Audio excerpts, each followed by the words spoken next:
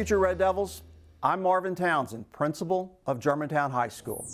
I have no doubt that you and all those joining us next year will continue the long-standing tradition of excellence here at Germantown High School. We're excited for you to get involved and find your place next year.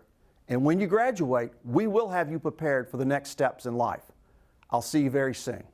There are a lot of things that I think GHS is, and one of them is multiculturalism. We have students from over 40 different countries who speak 19 different native languages at home. Let's talk about your responses really quickly. Because a lie to save a life. I came here for the IB program.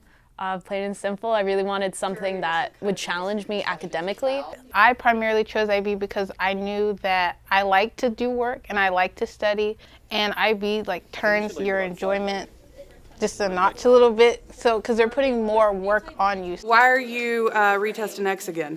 Samples changed colors instead of clumping all the way, so we wanted to double check it. They learn how to formulate a research question, and then they have to test that question in a lab setting, and then they have to get those results and they have to analyze them. So they're learning all these skills beyond just books. They really are able to think critically and analyze very, very deeply.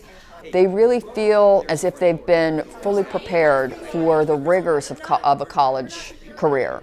We have been in existence for over 11 years.